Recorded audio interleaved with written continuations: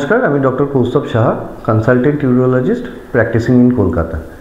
আচ্ছা, আজ আমরা কথা বলবো ইউরিনারি ট্র্যাক্ট ইনফেকশন নিয়ে, পেচ্ছাপের থলি সংক্রমণ নিয়ে। তো ইউরিনারি ট্র্যাক্ট ইনফেকশন কাদের কাদের হতে পারে, কাদের কাদের হয় এবং তার কি চিকিৎসা, তার কি করণীয়, কীভাবে বুঝবেন আপনার ইউরিনারি ট্র্যাক্ট ইনফেকশন হয়েছে, এই বিষয়গুলো নিয়ে আজকে কথা বলবো। এক নম্বর হলো কী করে বুঝবেন আপনার ইউরিনারি ট্র্যাক্ট ইনফেকশন হয়েছে। ইউরিনারি ট্র্যাক্ট ইনফেকশন হলে প্রথম যেটা সিমটম দেখা যায় হলো পেচ্ছাপে জ্বালা যন্ত্রণা। পেচ্ছাপ করার সময় জ্বালা হতে পারে বা পেচ্ছাপ করার পরবর্তীকালে একটা জ্বালা জ্বালা ভাব, পেচ্ছাপের রাস্তায় যেন একটা ব্যথা করছে, পেচ্ছাপ করতে গেলে একটা জ্বালা ব্যথা ভাব, এরকম একটা হচ্ছে। এর সঙ্গে হয় হলো ঘন ঘন পেচ্ছাপ পাওয়া। একবার পেচ্ছাপ করে এলেন, তার আবার কিছুক্ষণ পরে আবার পেচ্ছাপ পাচ্ছে। এই তৃতীয় হয় হলো আপনার পেচ্ছাপ পেলে ধরে রাখতে পারছেন না, পেচ্ছাপ পেলে সঙ্গে সঙ্গে না গেলে যেন পেচ্ছাপ পড়ে যাবে বা হয়তো কখনো কখনো কিছুটা পেচ্ছাপ লিকও করে গেল, এরকম একটা জিনিস হয়।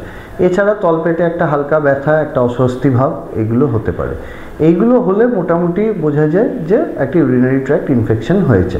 সেই মুহূর্ত অবস্থায় আপনার ইউরোলজিস্টের সাথে যোগাযোগ করা উচিত। যদি ইউরিনারি ট্র্যাক্ট ইনফেকশন খুব বাড়াবাড়ি পর্যায়ে পৌঁছে যায়, তাহলে সেক্ষেত্রে পেচ্ছাপে রক্তও আসতে পারে, সাথে জ্বরও আসতে পারে। এই পেচ্ছাপে রক্ত আসা অ্যান্ড সঙ্গে জ্বর আসা, এইগুলো কমপ্লিকেটেড ইউটিআই এর সিমটমস।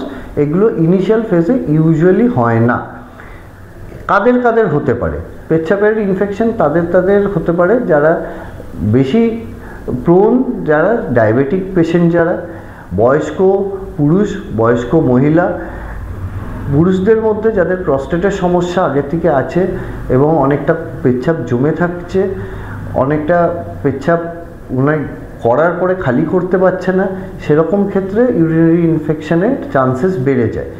এবং বয়স্ক পুরুষ এবং মহিলাদের যাদের কনস্টিপেশন থাকে, কনস্টিপেশনের কারণেও অনেক সময় বারবার ইউরিনারি ইনফেকশন হতে থাকে।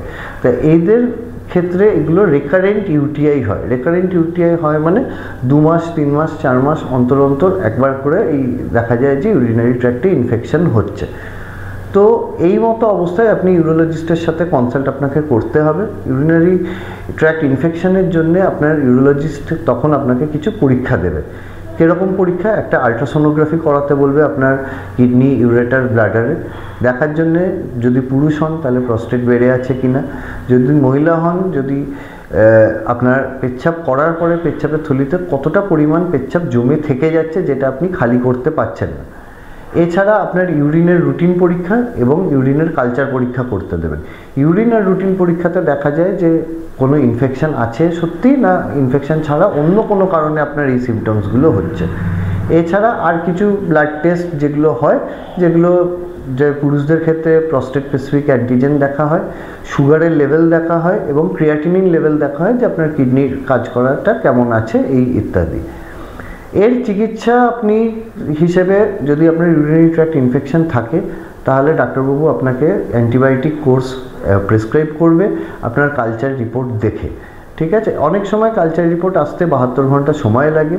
সেই ক্ষেত্রে ডাক্তারবাবু আপনাকে কিছু অ্যান্টিবায়োটিক দিতে পারে। সেগুলো ইনিশিয়ালি শুরু করা হয় অনেক সময় অ্যান্টিবায়োটিক, এবং কালচার রিপোর্ট এলে পরে কালচার রিপোর্ট দেখে যদি সেই দেখা যায় যে অ্যান্টিবায়োটিকটা দেওয়া হয়েছে সেটা সেন্সিটিভ আছে, তাহলে সেই অ্যান্টিবায়োটিকটাই কন্টিনিউ করা হয়। অনেক সময় যদি দেখা যায় যে না, সেই অ্যান্টিবায়োটিকটা সেন্সিটিভ নেই, সেই অ্যান্টিবায়োটিকটা রেজিস্ট্যান্ট দেখাচ্ছে আপনার কালচার রিপোর্টে, তাহলে অ্যান্টিবায়োটিক চেঞ্জ করে দেওয়া হয়। তো এইভাবে আপনার ইউরিনারি ট্র্যাক্ট ইনফেকশন চিকিৎসা হয়। এছাড়া আন্ডারলাইন যে কজ, যদি পুরুষ মানুষের ক্ষেত্রে প্রস্টেটের জন্য আন্ডারলাইন কজ হয়, যদি মহিলাদের ক্ষেত্রে পেচ্ছাপ অনেকটা জমে থাকছে, পেচ্ছাপের থলি ভালো করে সম্পূর্ণ পেচ্ছাপটা ক্লিয়ার হচ্ছে না, তাহলে তার আন্ডারলাইন ট্রিটমেন্ট করাতে হবে।